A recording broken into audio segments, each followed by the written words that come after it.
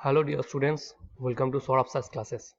So today we are discussing the solution of MSTAT 2021. Okay, so let us begin with the question number 1, which says that you can see this question right now. Yeah, question number 1 says that if be a differentiable function from R on R such that the number of elements in the set X such that fx is equal to 0 is 50. So number of elements x such that fx is equal to 0 is the set 50. Okay, then the minimum number of elements in the set such that f dash x is equal to 0. So we have to find out the minimum number of elements in the set such x such that f dash x is equal to 0, right? So let us start the solution.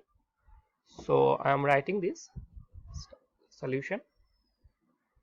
Okay, first of all, what does it says? It says that number of elements in this set is 50.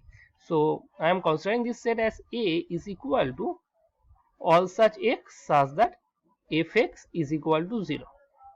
And number of elements in this set is 50. So I am considering the elements x1, x2, x3 up to x50. Okay.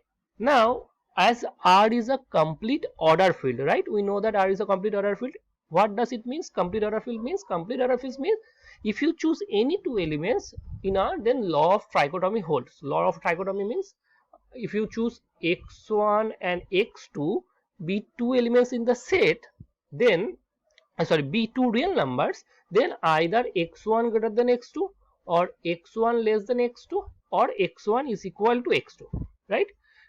This result is hold, right?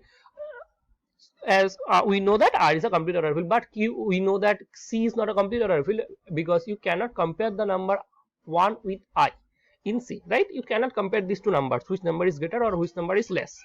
Okay, so now I actually can discard the option x1 is equal to x2 as this is a set. So we know that all the elements of sets are distinct. So in this set, the x1, x2, x50 are 50 distinct elements. So if you choose any two elements from this set, then either x and xi and xj, where I not equal to j and I comma j belongs to 1 to 50, then either xi greater than xj or xi less than xj, right? So I actually can choose it. So without loss of generality, I am assuming that x1 is the smallest element, then x1, that is what I am telling you, that without loss of generality, I am assuming that x1 less than x2 less than x3 less than x50.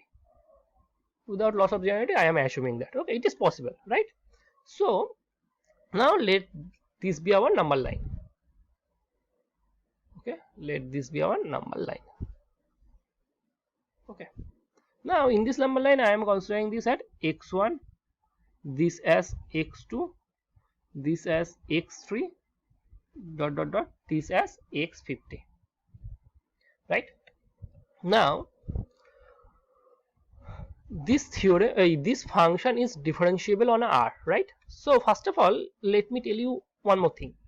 Suppose f is, it is given that f is differentiable on R, f is differentiable on R, right?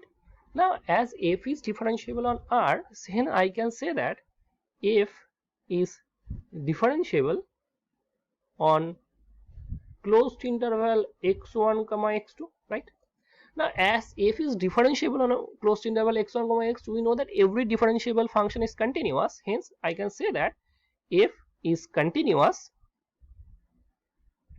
on x1 comma x2, right? And the value of f of x1, the value of f of x1 is 0, right, by this given condition, and as well as value of f of x2 is also 0, right?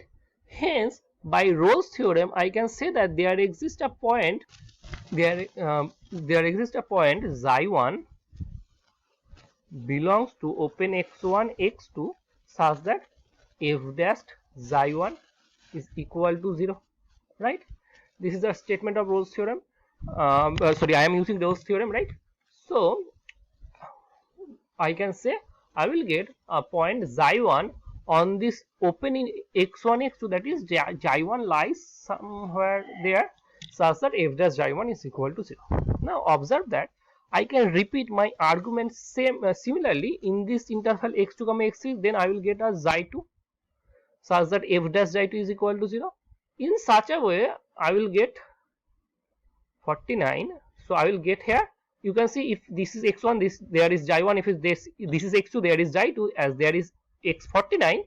So I will get xy49 such that f dash of xy49 is equal to 0, right?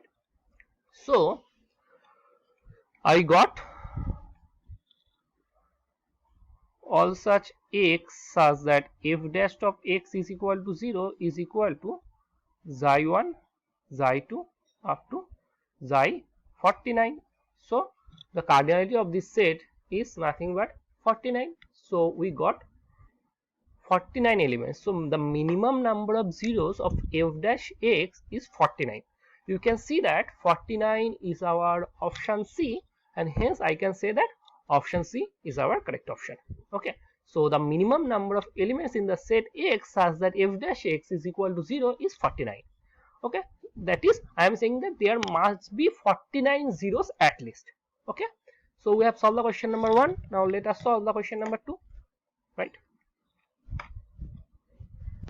Okay, question number 2 says that P3 be the vector space of all polynomials with real coefficient and the degree is less than or equal to 3. Okay, that is, P3 means the vector space of all polynomials of degree less than or equal to 3. So I am writing P3.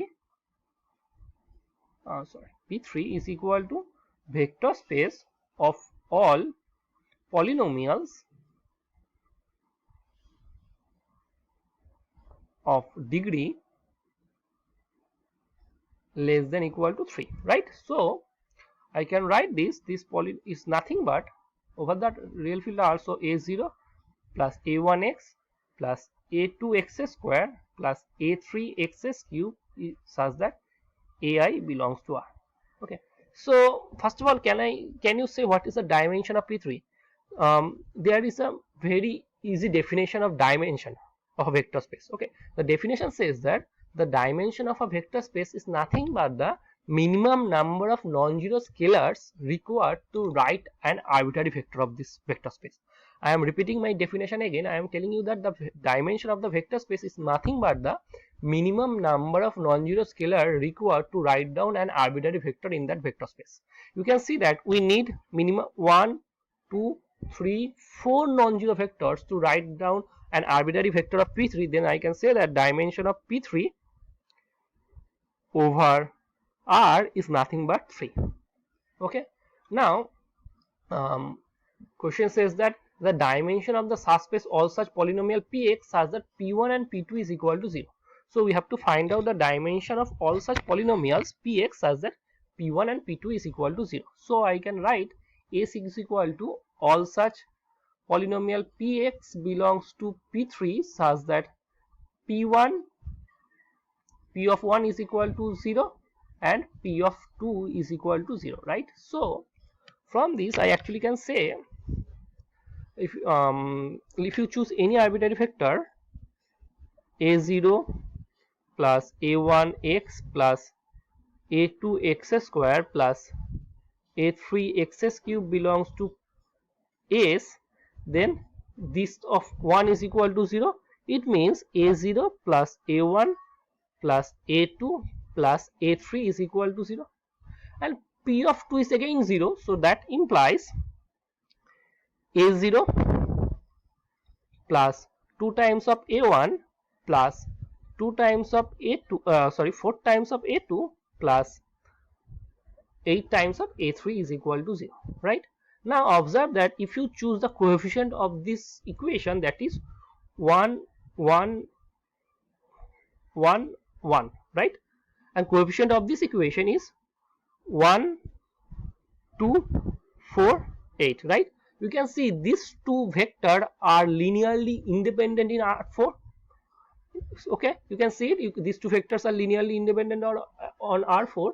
Hence I can say that these two conditions are linearly independent condition. Okay, these two conditions are linearly independent condition, and dimension of this P is 4. Okay, and there are two linearly independent conditions. So dimension of S is 4 minus 2 is equal to 2. Are you getting my point? What I am saying?